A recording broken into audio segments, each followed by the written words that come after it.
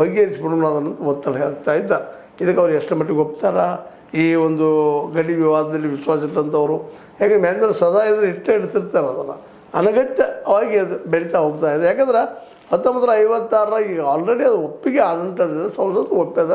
Supreme ಕೋರ್ಟಲ್ಲಿ ಸುಮ್ಮನೆ ಮಾತಾಡೋದು ಏನಿಲ್ಲ. ಮತ್ತು ಐತಿಹಾಸಿಕವಾಗಿ ಸಹಿತ ಬೆಳಗಾವಿ ಕರ್ನಾಟಕದ ಭಾಗ ಅನ್ನೋದು ಈಗಾಗಲೇ ಸ್ಪಷ್ಟ ಆಗಿದ್ದದು. ಅದನ್ನು ಮರಳಿ ಅದನ್ನು ಚರ್ಚೆ ಮಾಡೋದು, ಮರಳಿ ಅದನ್ನೇ ಹೇಳುವಂಥದ್ದು, ಇದು ಎಲ್ಲಿ ತನಕ ಯೋಗ್ಯ ಅನ್ನುವಂಥ ಪ್ರಶ್ನೆಗಳು ಸಹಿತ ಈ ಸಂದರ್ಭದಲ್ಲಿ ಇದ್ದಾವೆ. ಈ ದಿಶೆಯಲ್ಲೇ ನಮ್ಮ ಗಡಿ ವಿವಾದದ ಕುರಿತಾಗಿ ಒಂದು ಕಾಳಜಿ ವಹಿಸಿ ನಮ್ಮದಪ್ಪ ಬೆಳಗಾವಿ ಅನ್ನುವಂಥ ಜನ ಒಂದು ಕಡೆ ಕೂಡ್ಕೊಂಡ ಇನ್ನೊಂದು ಭಾಳ ಮಹತ್ವದ ಇಲ್ಲಿ ಏನಪ್ಪ ಅಂದ್ರೆ, ನಮ್ಮ ರಾಷ್ಟ್ರೀಯ ಪಕ್ಷಗಳು ಮುಖ್ಯವಾಗಿ ಎರಡು ಇವು ಸದಸ್ಯರು ಇಲ್ಲಿದ್ದಾರೆ, ಇಲ್ಲಿ ಆಯ್ಕೆ ಆಗಿದ್ದಾರೆ. ಇವರು ಯಾಕೆ ಕರ್ನಾಟಕದ ವಿಭಾಜನೆ ಹಂಗಂತ ಹೇಳ್ತಾ ಇಲ್ಲ? ಇವ್ರು ನಿಲುವೇನ? ಇದನ್ನು ಪ್ರಶ್ನೆ ಇವತ್ತು ಮಾಡ್ತಾ ಇದ್ದಾರೆ ಕನ್ನಡ ಹೋರಾಟಗಾರರು. ಮಾಡಲೇಬೇಕಾದಂಥದ್ದು ಇದು. ಯಾಕೆ ಮೌನ ಆಗ್ತಾ ಇದ್ದಾರೆ? ಕಾಂಗ್ರೆಸ್ ಮತ್ತು BJP ಈ ಒಂದು ಅಲ್ಲಿ ಆಯ್ಕೆ ಆದಂಥವರು, ಅಲ್ಲಿಯ ಒಂದು ಮಹಾಪಾಲಿಕೆ ಆಯ್ಕೆ ಆದವರು ಯಾಕೆ ಮಾತಾಡ್ತಾ ಇಲ್ಲ, ಬಾಯಿ ಬಿಡ್ತಾ ಇಲ್ಲ? ಹೌದು ಕರ್ನಾಟಕದ ವಿಭಾಜನೆ ಹಂಗಂತ ಯಾಕೆ ಹೇಳ್ತಾ ಇಲ್ಲ?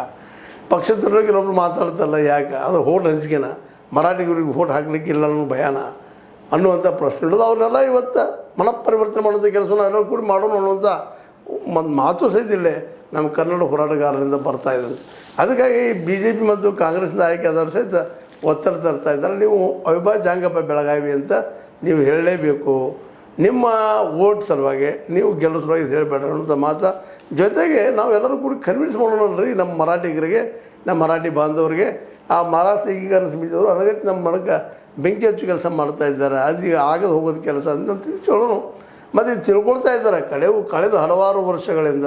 ಮೊದಲಿದ್ದಂಥ ಒಂದು ಏನು ಇತ್ತು, ಮಹಾರಾಷ್ಟ್ರದಾಗ ಹೋಗಲೇಬೇಕು ಬೆಳಗಾವಿ ಅಂತೇಳಿ, ಅದು ಇವತ್ತು ಕಡಿಮೆ ಆಗ್ಲಿಕ್ಕೆ ಆಗ್ತದೆ. ಯಾಕಂದ್ರೆ ಎಲ್ಲರಿಗೂ ಉದ್ಯೋಗ ಸಿಗ್ಲಿಕ್ಕೆ ಇರ್ತದೆ. ಮತ್ತು ಇನ್ನೊಂದು ಎಲ್ಲರಿಗೂ ಮನವರಿಕೆ ಅದ, ನಾವೇನು ಮಹಾರಾಷ್ಟ್ರಕ್ಕೆ ಹೋದ್ರೆ ಉದ್ಯೋಗ ಸಿಗ್ತಾವೇನು, ಮಹಾರಾಷ್ಟ್ರಕ್ಕೆ ಬೆಳಗಾವಿ ಹೋದರೆ ಎಲ್ಲರಿಗೂ ಉದ್ಯೋಗ ಆಗ್ತದೇನೋ, ಸ್ವರ್ಗ ಸಿಗ್ತದೆ ಅನ್ನೋಂಥ ಪ್ರಶ್ನೆ ಅವರ ಮಾಡ್ತಾ ಇದ್ದಾರೆ ಮರಾಠಿಗರನ್ನು.